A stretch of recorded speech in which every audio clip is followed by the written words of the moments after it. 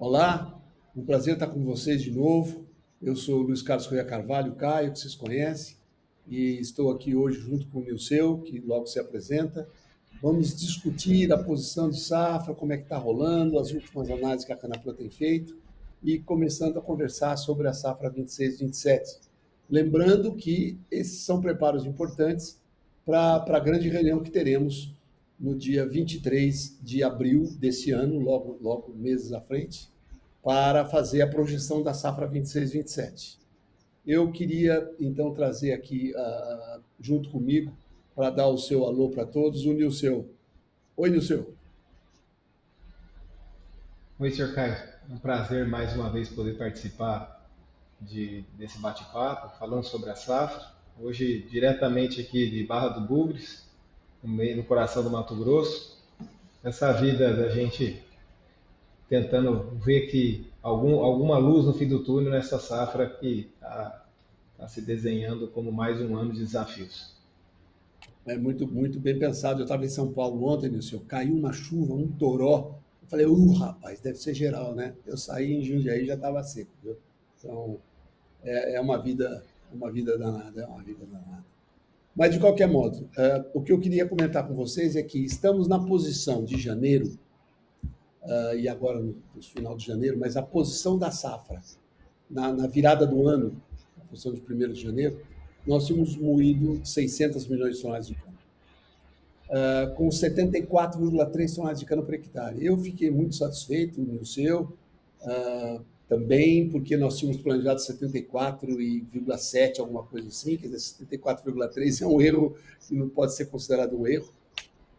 Novamente, o que aconteceu, por isso que são 600 e não é menos, que é o que a gente imaginava, 585, que a gente imaginava, porque nós trabalhamos com uma área de 7,8, 7,85 milhões de hectares de colheita e acabou sendo um pouquinho mais de 8 milhões, que vai surgindo área para todo lado das mais variadas formas, né, Nilceu? E vai um canavial 4% mais velho, e acabando com uma quebra importante de 5% sobre a safra anterior em ATR por hectare, no final. Nós tivemos uma cana com ATR medido de 136,1. É claro que no cálculo dá próximo daquilo que a gente tinha planejado, 137. Vamos dizer assim, é importante ressaltar que das 8 últimas safras, Nilceu, essa só perde da 18-19 e da 21-22. Aliás, eu cito 18-19 e cito esse fato porque o Nilceu vai falar alguma coisa da 18-19 que vale a pena a gente ouvir e prestar atenção. Mas, enfim, dito isso, Nilceu, a gente pode dizer que em tonelada de cana por hectare, a safra começou baixo, ela dá uma recuperada, o principal é que ela dá uma segurada na queda e a queda acaba sendo realmente mais suave, o que permitiu que não fosse menor e o susto não fosse maior, né? Então, com base nisso, Luciano, faz um pouco do seu comentário sobre como é que você viu essa safra. Bom, Sr. Caio, se a gente voltasse um ano atrás, a gente veria um dos nossos vídeos que eu brincava que a safra começaria como o Brasil, sem café e sem picanha, sem o ATR, sem o TCH. Foi o mote daquele nosso vídeo de fevereiro de 2025. Por que eu falava isso? O canavial vinha atrasado no desenvolvimento, e um canavial atrasado, além de ter um impacto em TCH, porque ele não tem o potencial dele pleno desenvolvido, ele também é um canavial menos propenso à maturação. E que se houvesse precipitação, tal como aconteceu em 2017 e 2018, em abril, em maio, talvez até junho, a gente poderia ter justamente esse cenário de começar muito abaixo, mas ter uma leve recuperação ao longo dos meses de maio, de junho, de julho, uma recuperação que soa muito mais, como o senhor falou, uma estabilização, e que depois, mesmo com a queda natural que acontece a partir de agosto, setembro, enfim, seria uma queda mais branda. Então, o final da safra, a média final da safra, seria muito parecida com o início, né? Quando todo mundo pensava que ia cair lá embaixo. Na verdade, nem todo mundo pensava, a maioria apostava em TCH alto. Havia um certo consenso na área, quase todo mundo trabalhava com uma área de 7,8, 7 ponto alguma coisa assim. A diferença entre a estimativa da Canaplan e as demais estava em cima do TCH. Muita gente falava de TCH superior a 2024 e 2025, a maioria falava, mas a área era normal.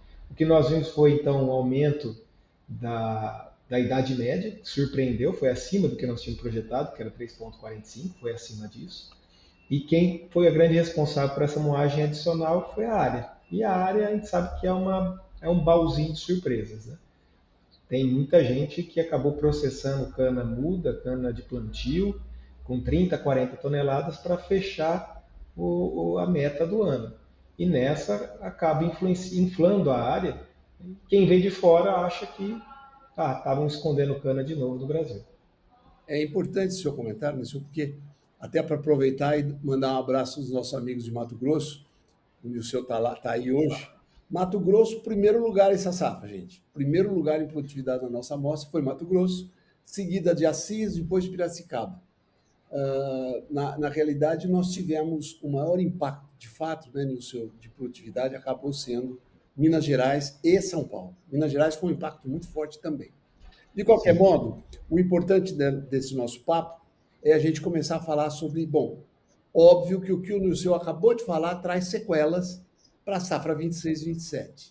Então, a formação da 26-27, em termos de clima, dos canaviais de início de safra, que passou pelo meio, pelo fim da safra, com relação ao clima, aquilo que está sendo preparado para o ano que vem, o desenvolvimento das canas, como é que está, talvez em relação ao ano que vem, Nilson, para a gente poder estabelecer uma comparação, uma relação, e a questão das chuvas e temperatura.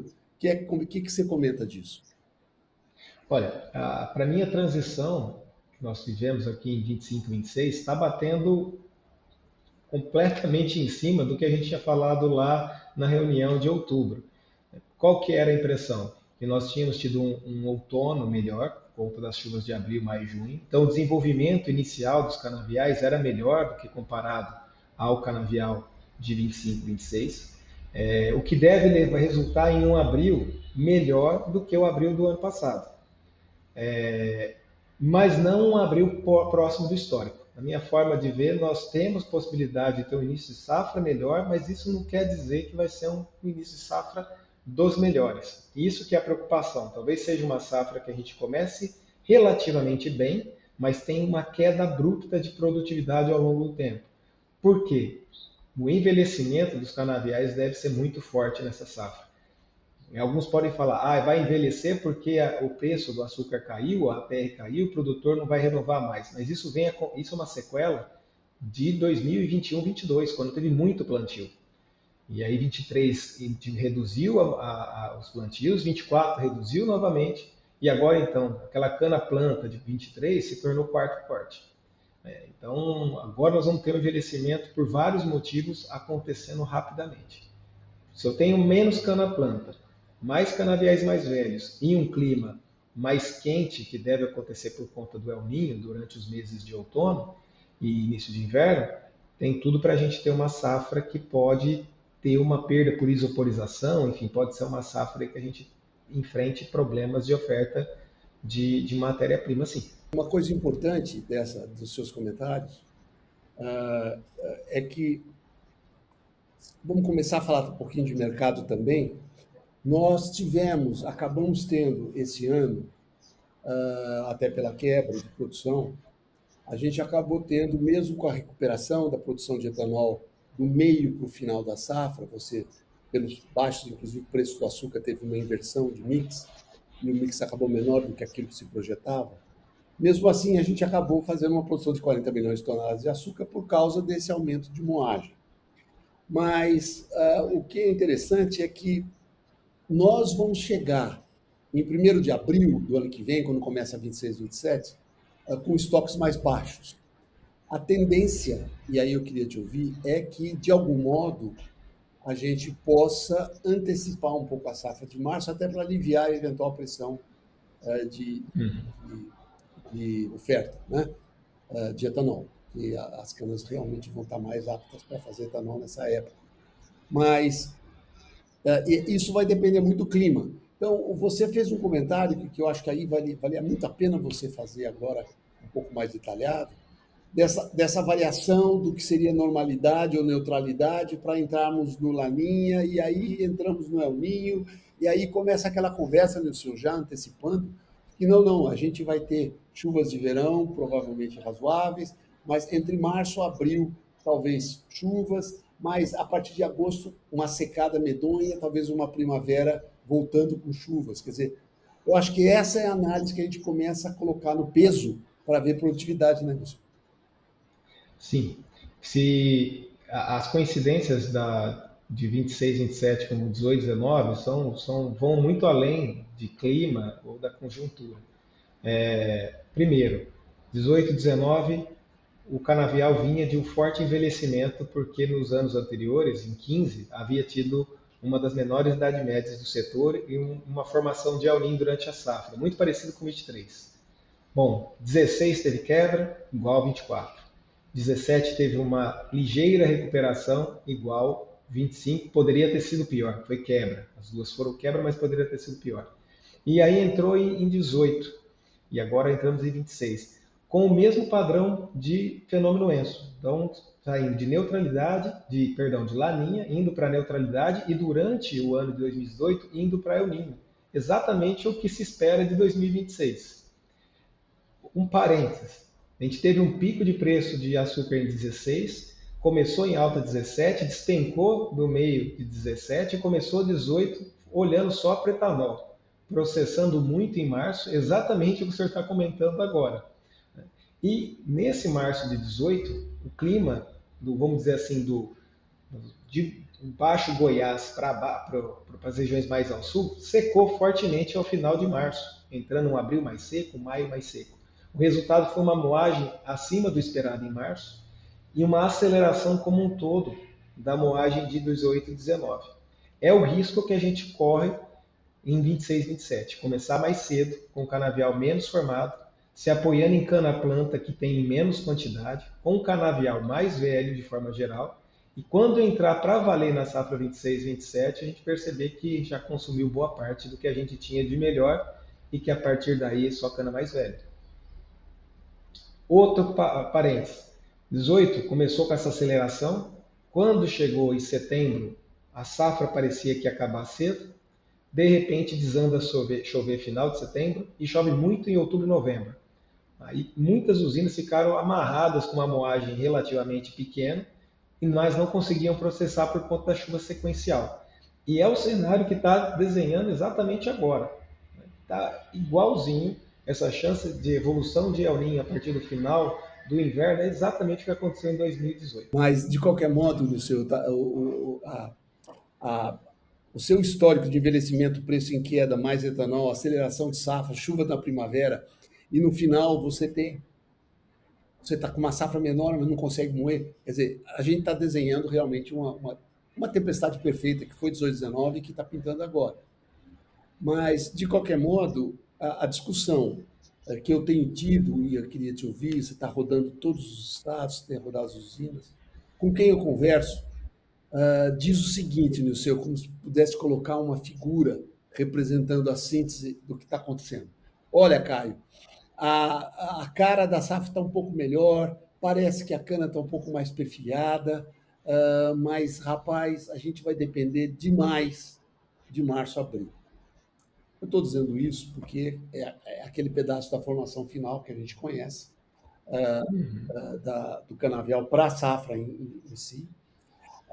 E só que muitas regiões tiveram um novembro muito ruim, né, Nilceu? Esse novembro muito ruim, de alguma forma, aumenta ainda mais vamos dizer assim, a nossa dependência desse período que nós estamos relatando para a formação do canavial. Então, essa realidade que você lembra da 18-19, ela realmente tem que ser muito pensada, né? Com certeza, Sr. Caio, até porque essa é uma das diferenças em relação a 18 e 19, porque na formação de 18, ou novembro de 17, choveu bem melhor do que no novembro de 25. E essa secada forte de novembro de 25, atingiu grande parte do estado de São Paulo, Minas e Goiás. Ela ficou uma marca no canavial. que vinha se desenvolvendo até melhor do que no ano anterior, mas ficou com essa marca. O fato da gente ter um canavial melhor agora, com mais perfilhos, e melhor do que a safra passada no início, embora seja positivo, não quer dizer muita coisa, porque o TCH de abril do ano passado foi o terceiro pior do histórico. Então é aquele famoso bater em bêbado, né? Brigar com bêbado é aquilo. Se você apanha, você apanha do bêbado. Se você bateu no bêbado, né? Então tem que tomar cuidado com a ilusão. Pode ser que chegue em abril, olha, estamos bem, ótimo, mas aí o maio, opa, andamos de lado. Junho, opa, começou a decair a produtividade e aí morro abaixo. É um padrão de safra diferente do ano passado, não é aquela safra de estabilidade, é uma safra que começa de forma mediana e decai rapidamente. Agora, Nilson, a antecipação de canavial, que eu acho que é um desenho que está claro, né? A não ser que o Sim. clima enlouqueça e chova muito em março, não parece ser muito claramente essa situação na média da região centro-sul. Essa antecipação, vamos dizer assim, seria o lado, vamos chamar, Nilson, de um cenário mais negativo para a safra 26-27. É você antecipar com chuvas na primavera, qualidade de cana, dificuldade de moagem, começa, aquela coisa que a gente já sofreu em tantas safras.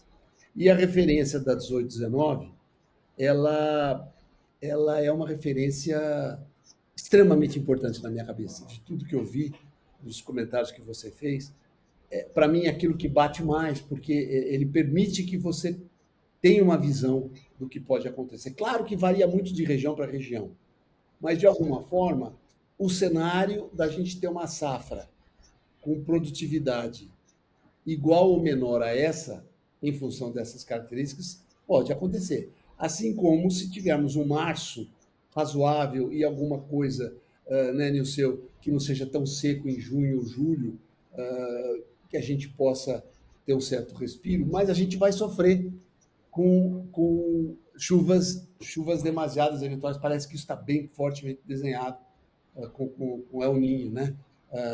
Então, a gente não foge muito disso. Eu digo isso para você e queria te ouvir, porque quando a gente fala de tempestade perfeita, nós estamos falando de um mercado que deprimiu. Então, a gente está com margens, quando tem margens muito apertadas, a gente está com açúcar que já está veio caindo da safra de 20, do nível de 20 centos e está em 15, né? E já tem gente, tem otimista, pessimista. Eu volto a lembrar do Ariano Suassuna, que para mim era um cara brilhante e dizia que eu não sou nem otimista, nem pessimista. Aliás, o pessimista é um cara muito chato. Mas eu sou um realista esperançoso, que é o que ele dizia. Mas mesmo pensando assim, é muito importante para aqueles que trabalham safra e que pensam globalmente na situação, e não tem nada definido, claro, para 26, 27, a gente está em análise, mas há, obviamente, um cenário possível da 18, 19, né, Nilson? Eu só queria reforçar isso. Sim, com certeza, senhor Caí, e aquele velho jargão, né? Ah, não tem uma safra igual a outra. É verdade que plenamente igual não tem, mas tentar tirar as diferenças e pensar sobre as semelhanças é o que pode permitir que a gente tenha alguma postura. Eu lembro que durante a reunião de outubro, teve até quem ficasse bravo com a gente. Nossa, vindo de uma quebra, vocês falarem que o ano que vem pode ser um ano de nova quebra, mas já aconteceu antes. Por que não pode acontecer depois? E outra, nós estamos mostrando as premissas. Vocês estão mostrando as premissas de volta para falar que isso não vai acontecer? Não, só estamos dando um número. Da onde vem? Pode ser até errado a premissa, mas pelo menos tem. Agora, quando vem um número do nada, eu não sei, não posso nem dizer como que ele surgiu. Eu gosto muito, já aproveitando aqui para citar também, de um conto. Eu lembro quando eu fiz psicologia, tinha um professor que falava muito de um conto de Jorge Luiz Borges, chamava Funes, o Memorioso. E Borges dizia lá pelas tantas que pensar era abstrair diferenças. Então, pensar é quando você consegue ver além das diferenças que tem entre uma safra e consegue enxergar os padrões. E é isso que a gente tem tentado. Bom, e aí, se realmente for parecido com 18, o que eu fiz em 2018 que se eu pudesse voltar no passado, eu faria diferente. Opa, talvez começar a safra não tão cedo e num ritmo não tão alucinante, buscando aí um mercado de etanol logo na entre-safra, que depois a safra acabou, né, dentro do 18, 19. Talvez seja uma forma da gente abordar outra situação, por exemplo, diante da pressão dos preços daquela época, o pessoal tirou o pé dos investimentos de renovação do canavial, de uso de inibidor de isoporização, florescimento, de maturador, de controle de pragas. Será que é o momento de fazer isso? Eu sei das pressões, mas depois a gente vai passar de novo por uma fase de recuperação pesada, de investimento pesado, para tentar voltar a ter matéria-prima no momento que talvez tenha preço e aí a gente vai ter que fazer tudo de novo para recompor o canavial. E um ponto importante, Nilson, que você lembra, e é muito legal isso para os nossos colegas de usinas, essas ideias de vocês darem uma olhada na safra anterior, como é que foi, o que aconteceu, como é que eu não repito, vamos dizer assim, algumas coisas que não valeu a pena, como é que eu mudo algumas coisas. Eu acho que isso, como base, eu acho, para mim, pelo menos, ajuda muito. Mas quando a gente olha para isso, e olha para 27, e olha para um ano complicado eleitoral, que é 26, o que acontece? As empresas, quando tomam o susto de imaginar uma safra de margem apertada, às vezes tiram um pouco o pé de investimentos. Eu acho que essa lembrança do Nilson é importante. Vamos só analisar, Nilson, para a sua crítica, o que é que nós estamos falando? Que talvez a tendência de fevereiro seja de muita chuva, de março também com chuva. E o que o Nilson está lembrando? Dependendo, obviamente, da questão da temperatura, que nós estamos... Gente, eu pus paletó em janeiro esse ano, tá certo? Aqui em Piracicaba, né? Porque eu estou em Piracicaba. Mas, de qualquer modo, a possibilidade de você ter uma indução ao florescimento é real, assim como outras possibilidades com relação a qual era a matéria-prima. Portanto, não se trata simplesmente de falar da questão de trabalhar a maturação da cana, que é a fase que a gente vai entrar logo em seguida. Mas a gente tem que estar fazendo investimento em cigarrinha, que vai estourar, o que está aparecendo aí, broca e os fenófilos, e lá por aí vai. Portanto, eu me preocupo muito com o nível de investimento em tecnologia. E como é que você está vendo? Qual a sua preocupação com isso tudo isso? Bom, a grande questão é que algumas regiões vieram com um ciclo diferenciado de renovação. Curiosamente, Mato Grosso tinha uma das menores idades médias, menor do que a média do Centro-Sul. Assis também. Paraná, que é outra região de destaque em aumento de TCH, também. Então, além de ter uma condição climática um pouco mais favorável, eles vivem uma situação de renovação deslocada do resto do Centro-Sul. Mas a verdade é que o esperado é que nesse momento de 26 e 27, todo o canavial já vai envelhecer, não só por conta de uma questão momentânea de preços, mas, como eu disse no início, por conta da maior plantio que aconteceu lá atrás para a recuperação do canavial em 21 e 22. Agora, digamos que chegue no final de meados de 2018-19, a gente enfrente uma nova quebra e comece a ter uma recuperação de preço do meados de 18 para frente. O que vai acontecer? Aumenta a renovação para 18, 19, para 26, 27, perdão, 27, 28, perdão, e nós vamos ter uma recomposição de safra lá para 28, 29, se a gente não tomar cuidado com esse balanço do investimento nas renovações. Para mim, um ano 27, 28, do ponto de vista climático, tem que ser um ano de boa produtividade no Centro-Sul, já que vai formar um El Niño durante a primavera. Normalmente coincidiu, 2019 foi um ano muito bom de produtividade.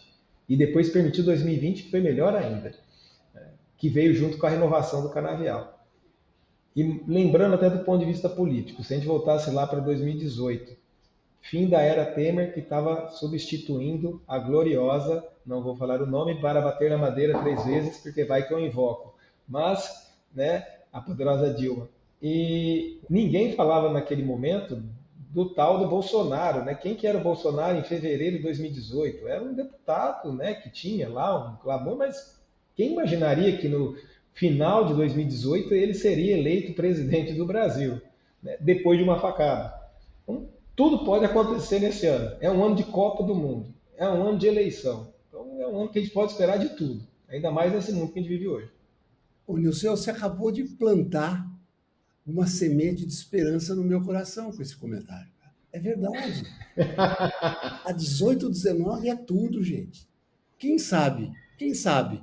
Né? Quem sabe surge uma salvação da lavoura, né? Que não seja só herbicida, inseticida, né? Ou maturador, né? Quem sabe, né? Quem sabe a salvação da lavoura brasileira, né?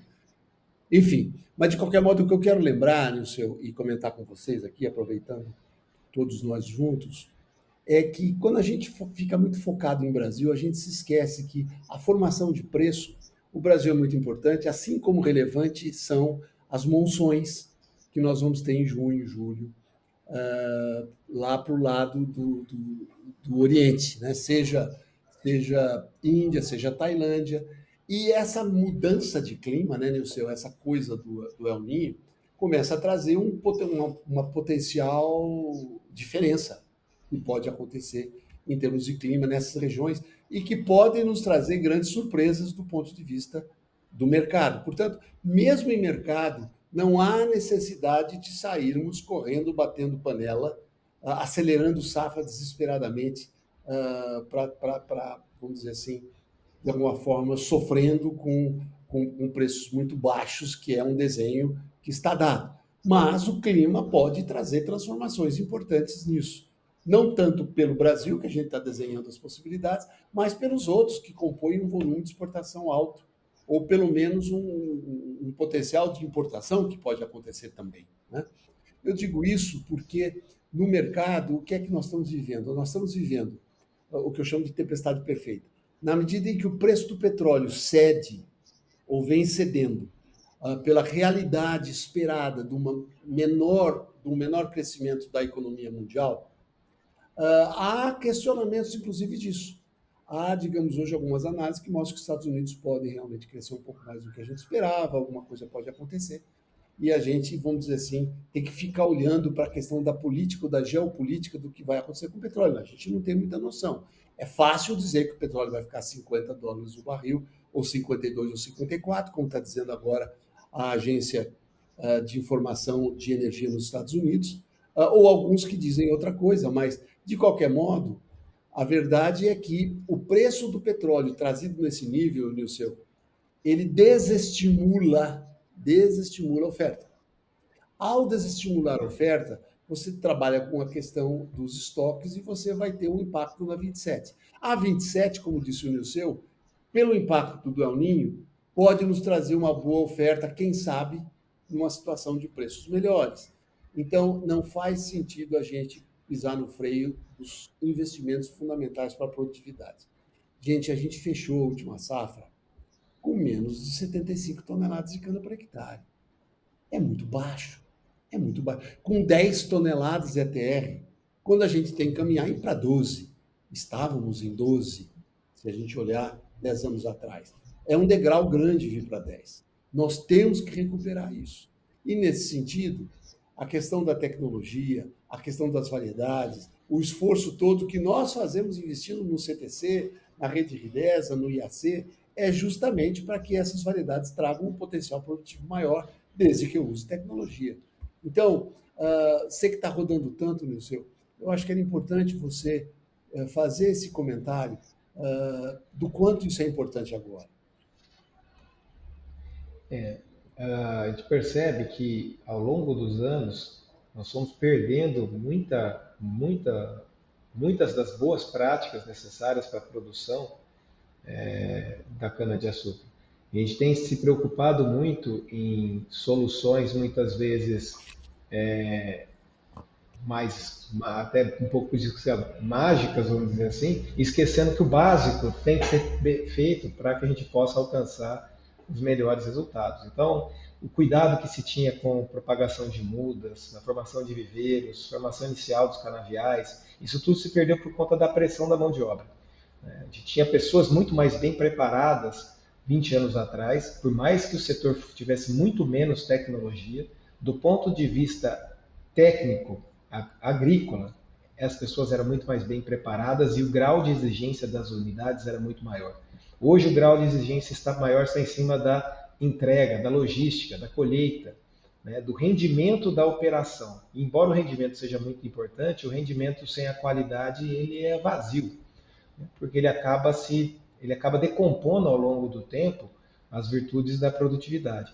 Então, eu percebo que se a gente não tiver uma mudança forte nisso, nós vamos continuar sapateando nesses níveis de produtividade, batendo que a maior tecla para conseguir ter rendimento é a redução de custos, só que chegando no ponto em que a gente já enxugou tudo que tinha que enxugar.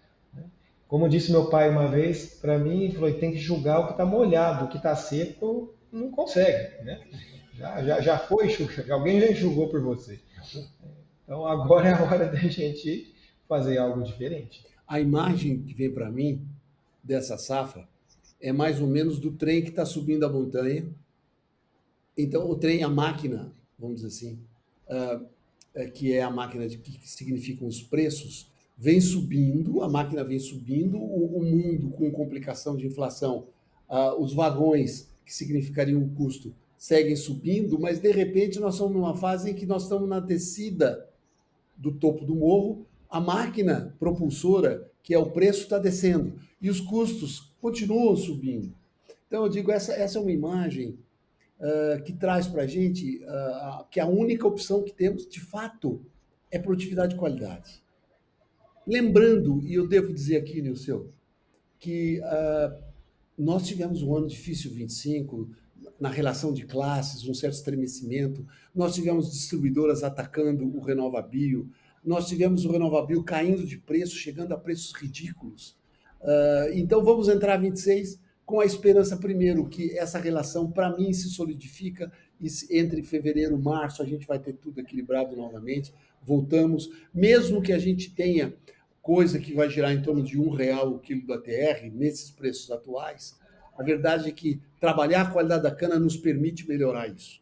Então, a gente tem que trabalhar agora. A produtividade, gente, está dada e vai depender dessas chuvas, e tem que controlar a praga, todos nós sabemos, mas nós temos que olhar a qualidade com muita atenção a partir de então. Todo ano é assim.